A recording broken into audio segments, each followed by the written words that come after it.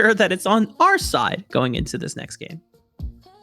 Yeah, you can kind of see that they already had like bans that they wanted more so a priority than the Vladimir itself. And to be fair, taking the Vladimir is not a bad shout. It's not like it's a terrible, like, you have to be a one-trick player to play the Vladimir. He's generally got a really good kit that can be utilized many ways. And they've locked in the Seraphim first pick once again. That's interesting. It was a great pick first time. So why not take it again a second time? And the flip side here is that investing into the Vladimir B1 pickup means that the Kaisa is given over to MohLIEVERS this time around, pairing up with the Seraphim. So you don't get the insane encore bullet time wombo that we saw being put to great use by MohLIEVERS in the previous game. But Kaisa is still a powerful champion. You know, Dienzio and Hitman were put behind on it. We'll see what happens this time going into game numero dos, as Nautilus being locked in. I'm imagining this is a support pickup. Support or jungle. I don't think I've actually seen AP Nautilus jungle being played in this tournament yet. It's a big pick in EU. Yeah, and the Kassadin pick comes through. We did see it get banned. It was the last ban on the side of MohLIEVERS last match, so it's clearly something that MohLIEVERS likes. I don't know if I've seen them play the Kassadin. I know somebody has played the Kassadin within this tournament. It is a surprise pick. I don't think it ended well for them. Just like it didn't end well for the MENA team in the Rift Legend tournament when they picked Kassadin in mid. It kind of just went to pot with that one. But the Akali pick as well, so interesting. It's a lot of AP already on the side of Boba lovers. They love their AP champs. Then again, I mean, there's AP loads on MohLIEVERS as well. Yeah, there's quite a substantial amount of match damage. I'm laughing at the chat that I just got from Pierce, where he said Jackie just asked me for Vlad build. I think he's going top again. Jackie, we can't be serious. We're not first topping Vlad in a competitive match. There's no way. I refuse to believe that. You know what? It does sound like something Jackie would do, which is why he is the Gremlin Goat. Bans aside, Riven and Kha'Zix being taken off as both are targeted towards the jungle, as neither team has clearly picked the jungle. You already mentioned that Nautilus could be flexed to Filet-O-Fish, but more than like, I mean, what I want to see is there needs to be some physical damage being picked up somewhere, and I mean, it makes sense that the junglers that are being taken off are mostly bruisers, fighters, and assassins. Yeah, I mean, to be fair, it is a good shout to take out that Lee Sin. I mean, going into this team comp, especially with the Nautilus as well, if he were going to go Nautilus support with the Vlad also, it's quite a massive setup for the Lee Sin. But yeah, they are preempting that Riven and Vi pick, so quite a brawler, in-your-face pick for the jungle on the side of MohLIEVERS, but they go for the Nasus in the Baron lane, it seems. All right, how good is Nasus? Because I haven't seen this guy since he was a support with Senna back at Icons. That's it, yeah. Yeah, the Susan combo. We don't really see Nasus in the Baron lane, so I'd be interested to see what he's going to do. Then again, I mean, you got the Akali, that's quite a bit of a flex pick, Baron lane or mid. Kaiser could be mid lane, we're not too sure yet. It could also be the ADC for the team. Yeah, it's an interesting one, seeing what's going on here. We've got Kane coming through in the jungle. Kane with first strike. Blue Kane first strike is a fiend. I have a quote from starting about Blue Kane in particular. Blue Kane is assassin on easy mode, aka cringe. word for word. If you play Blue Kane from starting's perspective, you are cringe. Which, you know, I feel bad because I may or may not have picked up a few ranked wins in this past week playing Blue Kane once I discovered it was a thing, because the damage is pretty disgusting. It is insane. So there is not necessarily a ton of squishies though on the side of Boba lovers. So I don't know how strong the Ross version is in Wild Rift, but if it's comparable, then I could see that being the play, and you just want to be kind of a bruiser, omnivamp kind of god in these team fights, and just trying to sustain and buy as much time as you can in that Ross form. But to round up these last few picks here, not only it's the classic Vayne for Dienzio, which for the OGs, that's a throwback, and then the Wukong here for Ken.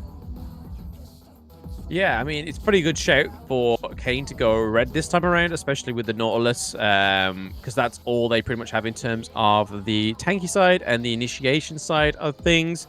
Whereas we have the Wukong as well, being able to get in there, do some great knock-up, but then also retreat with the clone to just re-engage back into the team fights. And then Nasus, who the master of the Q stacker, when he's in them team fights, is going to do some horrendous damage onto the likes of like the squishy champions like the Vayne, the Kassadin if you can keep up to him, and then obviously Vladimir unless you get Sanguine pulled and you can't hit him. So it's going to be interesting. The Nasus is not one of those picks that comes out often, but you can kind of see it being a substitute for the Scion pick over here with Fim. So it's not like he's gone too drastic within these Baron lane picks. They are one in the same, other than the second wind. It's just more so Q, stacking that Q and utilizing it within these team fights. Oh, we got level 1 action in the Dragon Lane duo. Level 1 action. Looks like Nevermind was caught out. Hitman and Dienzio had some words to say after the first game, and it's Dienzio off to the races for first blood. Yeah, I mean, that was definitely a quick first blood there. I don't think there was preempting that ambush there. The block there, a better word, from the Nautilus, and then obviously massive damage from the Vayne as well. So fair play to MohLIEVERS getting the first blood pretty much straight out the gate. But Dienzio looking pretty low there. The Ignite being used a little bit too early to secure the kill. The Honey Fruit comes up just in the nick of time, able to sustain back up, and he will be able to at least stay in lane for a couple more waves. But now he's under pressure, and I imagine that thankfully now with Filet-O-Fish pathing, clearing from top side into the bottom side of the map, he will have a chance to get first touch onto the Dragon Lane, but also being able to give relief over to Dienzio and Hitman in case they need to look for an earlier recall. Yeah, definitely. I mean, this mid lane comp here setup is definitely an interesting one. The Akali and the Kassadin. Obviously, Kassadin can teleport in, teleport out. Obviously, at the cost of the mana as well. So it's going to be interesting to see how or who comes out on top in this mid lane. Will it be Cosmic or will it be Celestial this time around? Wukong possibly going for a mid lane gank here. Oh, Flash Force out. What? Okay. Oh, is he going to be trained? Oh, wow. Fair play. More action in the Dragon Lane. Here comes Filet-O-Fish, the flash with the Reaping Slash, and being able to find the mark onto Nevermind, who did not have any summoners from the second skirmish in that Dragon Lane. And that is 3 kills up the board for MohLIEVERS against Bo3. Yeah, it's put Vayne at a very nice spot in terms of the gold already. She's ahead by almost 800 gold there on the side of MohLIEVERS. I feel like already they're kind of setting the pace, they're setting the tone of this match pretty much quite quick. They want to sort of establish themselves already within this match, but Filet-O-Fish getting caught out here, possibly by the Seraphine. Oh, just to keep himself alive. Oh, Kaiser, come on. Shadow Walk, Q. Oh, nicely done. Calculated, but then Hitman coming in to just mess up the scene. There's the hook. There goes the Seraphine again. Well, the cope answer is that Filet-O-Fish wanted to get the extra stacks for his blue form, because with the Electrocute and the Armor Pen boots, I just love that there's Armor Pen boots. Anyway, point aside. Filet-O-Fish now has a lot more stacks towards the blue form, just trying to whittle down Nevermind. And then, you know, thankfully Dienzio was close enough that he and Hitman was able to get a retribution kill of some sort. But Boba lovers first kill of board, still down 2,000 gold, and Filet-O-Fish is quite accelerated alongside JAMCo at this point in the game. Yeah, definitely. It's like PS let us know that Jackie was asking for a build for the Vladimir, so I think that's probably the only weak point in this match for MohLIEVERS is seeing if they can make this Vladimir work with lack of experience with on the Vladdy Daddy. But I think so far he's not doing too bad. He's not letting the Nasus take the gold lead within the lane. He is farming up very nicely. Now going back for the first recall. Oh, no, but then denied. Yeah. I'm curious about why they wanted to send the Nasus into the Vladimir specifically, since they saw that it was both Kassadin and Vlad. And because Vladimir, typically, at least from the League PC experience, has had a good matchup in the Nasus because you can just harass him with your blood transfusion over and over again, and Nasus can't really do anything about it because if he tries to wither you down and slow down your attack speed, like your harass is ability based as Dragon Lane. Huge pick on the Nevermind. JAMCo does go down in the Trade Fire. Gage. Oh, double kill. Nicely done for Tony the Jungler. Nicely done. Big pickup there. Double kill for Kane. It's put him in 1-2 now. Here comes the Wukong. There's the Akali going in onto the Nautilus, getting that Ignite as well. Can you get a double kill onto the Kassadin? Not quite with that damage over time. At least a nice answer from Ken there, being able to pick up not only Filet-O-Fish under tower, but also with the combined efforts of Celestial getting Hitman on the backside. But Cosmic managing to survive is crucial, as that would have been another snowball being basically stifled. That still puts Boba lovers in a position where they're able to off-tempo get the dragon, but it's another Rift Herald trade. It's now potential and all-in. Fim, and yeah, that's just going to be the ultimate from Fim. Oh, I thought they were going to manage to steal that there just a little bit too late onto the approach into Rift Herald camp. But they do get the Mountain Drake, which is obviously, once again, a massive shield buff for the team. Kassadin doing his own little bit down in that bot lane, wanting those turret platings and the extra gold. I mean, if you have a Kassadin accelerated, that's already terrifying. There's so much late game scaling that's available on this squad for MohLIEVERS, is now they're just going to make the dive happen. Ooh, nice. Nice knock up there from the Nautilus. We got a Filet-O-Fish going in with the ult as well, so that has been exhausted on Kane. Kane goes back in onto the Akali. Nicely denied by Ken, though. Huge deny there from Ken on the Wukong, denying that Akali kill. Yeah, I think Boba lovers are still in. They're still into it. They're still here. They're still here. Yeah, the gold lead is nowhere being ran away with by the side of MohLIEVERS, and if we've learned anything about Boba lovers, is you can't count them out. I think Cosmic just barely dodged out on Ken. Not expecting him to also be there. I think it was just fishing for Nevermind, to seeing if he could get a Summoner spell out or a hasty Encore being casted.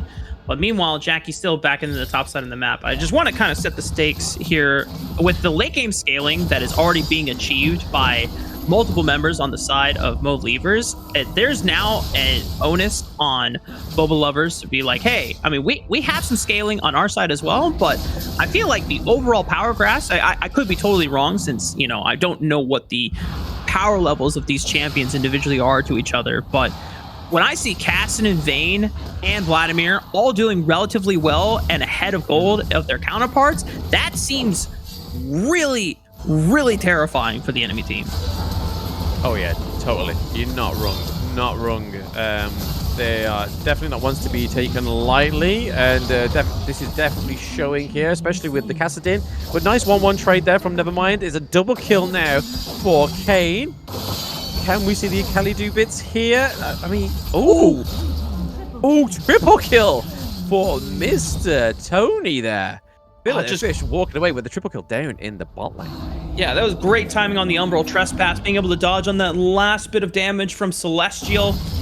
And huge triple kill. I mean, the Shadow Kane is so damn strong once he gets to this stage of the game. Already not only the tier 2 boots unlocked, but also that first item, Serpent's Fang, was completed quite a while ago. Sitting on 8k gold, I imagine he should be getting close to his second. Yep, Manamune being picked up. This is a much harder game for Boba lovers to play than the first one.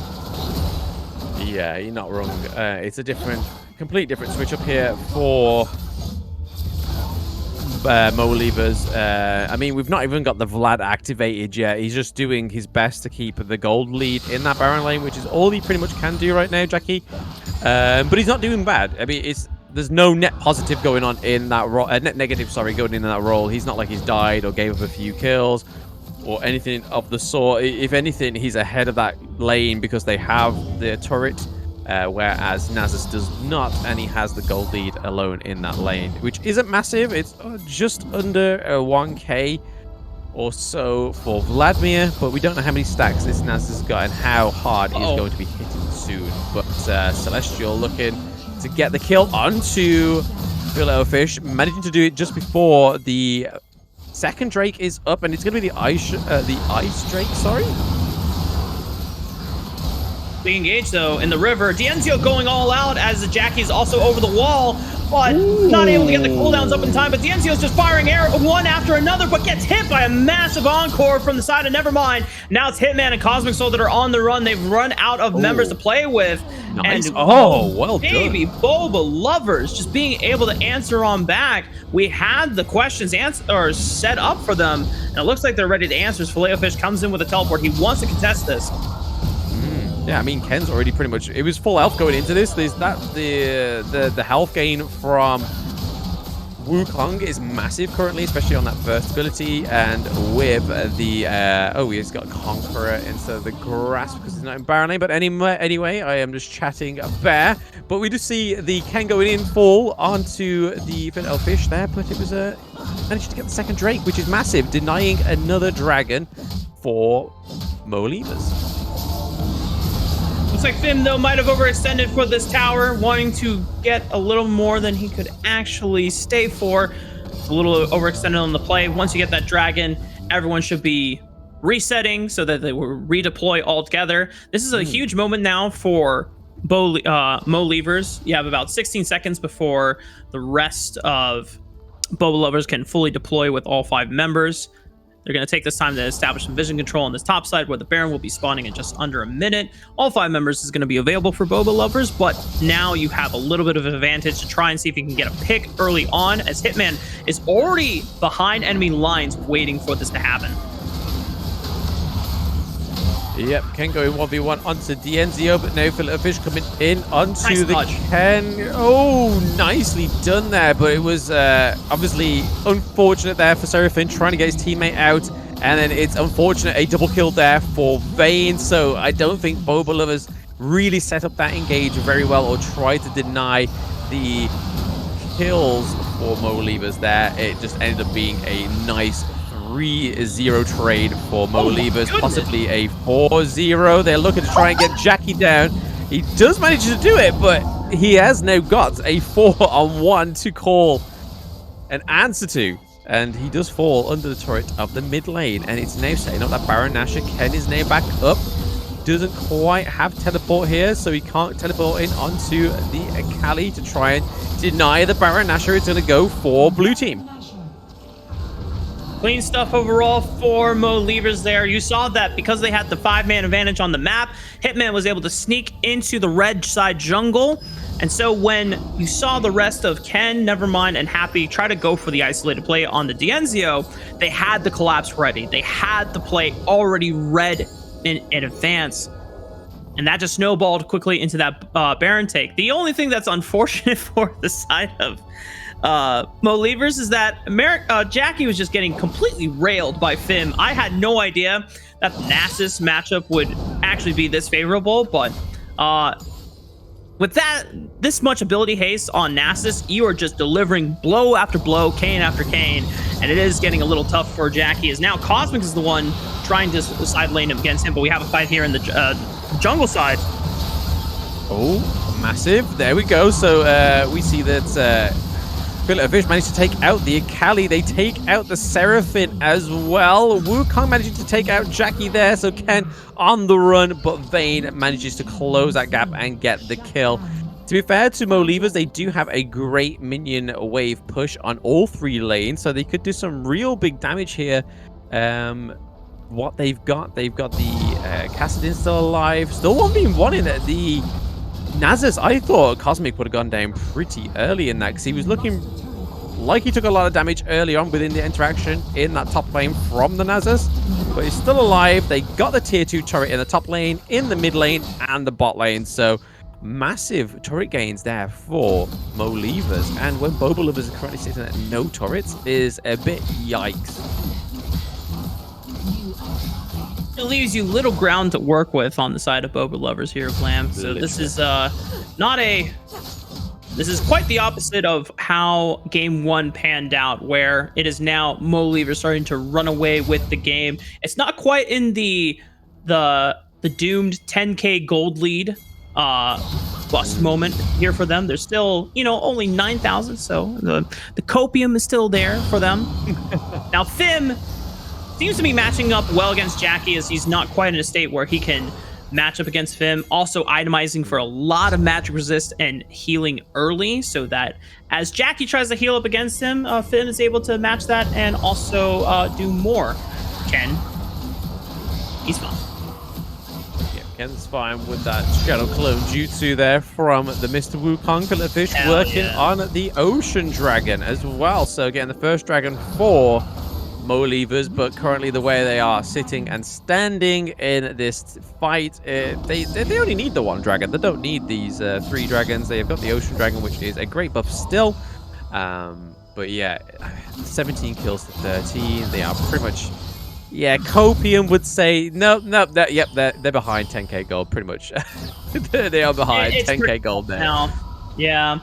I have to say, normally I don't talk about itemization that much, but, or like small items, but I love this 3rd item pickup from JAMCo. I don't remember the name of it. I just know it's a tank item that gives you both.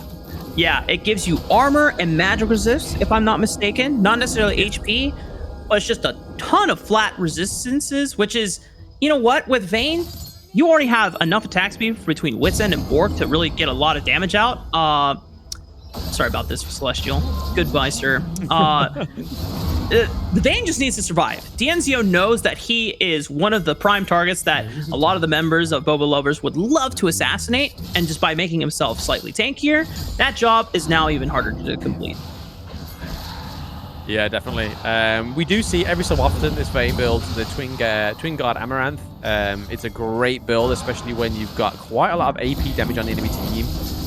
Massive. You get so much more viability in these team fights. You just get like a second win with that massive shield that you get from it as well. So it is a great item to go for. It's enabled them to get the Baron Nashor. They are able to still keep into this fight. The NZO going hard with this massive attack speed. They've taken it 2 champions. It's a triple kill for JAMCo. They have the Baron Nashor buff. They have the minion wave push as well. And it's only Kong and Akali alive, and they've managed to take out Cosmic there. Jackie's going to decide to give it a go. They do lose the inhibitor down in bot lane. They're going for the mid lane inhibitor as well. Double kill. Oh, for Celestial. Okay. Fillet of Fish trying to cook a little too much, burning himself in the fire there under the Nexus, but they're going to try to barrel and brute force their way into closing out game 2 to send us to a game 3. A first potentially here for Blam, as well, as we've only been seeing best of 2s, or just straight up 2 games here, but finally, Blam, Christmas has arrived early for both of us, as now we're going the distance for the first time. We are indeed going the distance. I would probably sing the Disney song, but I don't think I want to be subjected to that. But yeah, we do finally get a full best of 3, which is something I've been wanting since day 1 of the playoffs. And what a team to do it. It's the first series was fantastic. This one had a lot more sort of... Obviously, it was in the favor of MohLIEVERS, but there was a little bit more of a kickback in terms of what Boba Lovers wanted to do. We could see they tried to execute it, but it just didn't come into fruition. I don't think the Seraphim pick on this comp was the best thing for them.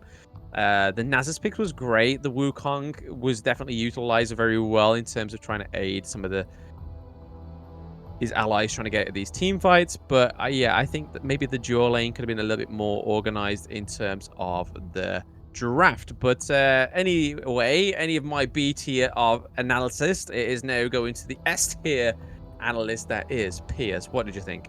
Pierce. Yeah. So I was really happy with kind of what they ended up drafting this game. I think they lucked out on maybe not lucked out, but really good play from Hitman and Zio going into that bush. But on the opposite side, as like most of you should know in ranked, like Seraphine, Kaisa probably shouldn't walk into that bush, to be like 1v1 like that. I think it's a pivotal moment there. The scaling comp, you've got Vlad, Kassadin, Bane. As long as they go even, they win the game. The only real scaling champions are the Kaisa and I guess the Nasus, but it's Nasus and he's doing full tank. So something that's changed in like recent times, just updating chat and Rafa, is the introduction of like the tier 2 boots, which has become like really important to rush. You'll see like Baron laners starting Ruby Crystal just so they can build their boots first. And then what I'm getting to is Kassadin is now like a triple S tier pick in China. Like it's banned in most professional series.